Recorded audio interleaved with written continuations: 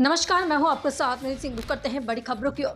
आपको बताते चले, अयोध्या भाजपा के प्रदेश उपाध्यक्ष, विधायक और रक्षा मंत्री राजनाथ सिंह के पुत्र पंकज सिंह पहुंचे अयोध्या शहर के सिविल लाइन स्थित एक होटल में की प्रेस वार्तालाप।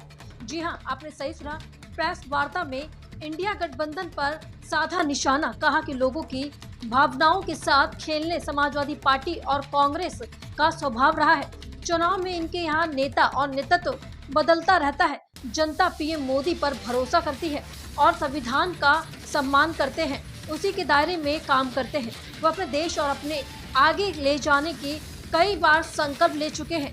और आपको चले, यूसीसी पर बोले पंकज सिंह, कहा कि सिर्फ भावनात्मक नहीं, यह देश के लिए आवश्यक है। हमारे देश में सांसदों का सही उपयोग हो, इसके लिए यह आवश्यक है कि एक अच्छी परंपराओं से प्रेरित और यूसीसी आएगा, क्योंकि यह हमारे देश को विश्व का नेतृत्व करने के लिए तैयार करेगा। विपक्ष ने हमेशा भाजपा को रोकने का प्रयास किया है, लेकिन हाँ, कहाँ रोक पाए हैं। इस बार भाजपा 400 पार करेगी।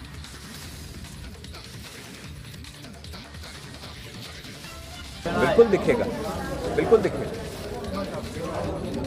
लोगों को गुमराह करना, लोगों की भावनाओं के साथ खेलना, ये समाजवादी पार्टी और कांग्रेस की हमेशा से ये इनका स्वभाव रहा है।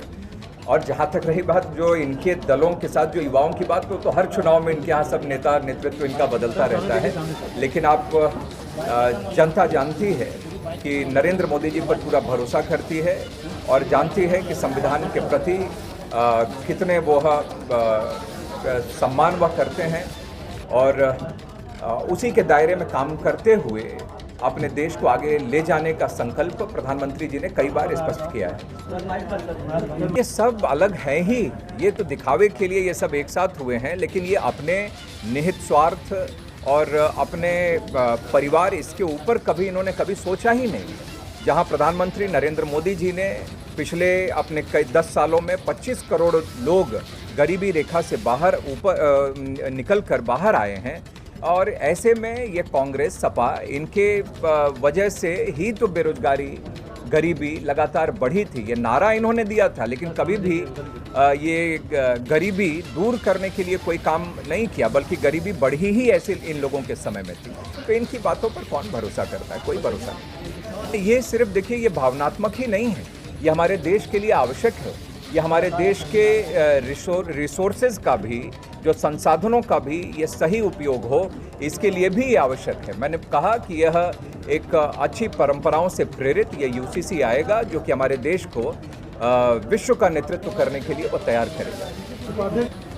नहीं, ये कहीं कोई नाराजगी नहीं है। देखिए, प्रधानमंत्री जी ने पहले ही कहा कि हमारे गरीब युवा, हमारे जो नारी शक्ति, अन्नदाता, जो ज्ञान की बात हमारे इसमें आई है, गरीब, युवा, अन्नदाता और ये नारी शक्ति, इनको आगे मजबूत करते हुए, एम्पावर करते हुए हम लोग देश को आगे बढ़ाने की बात करते हैं।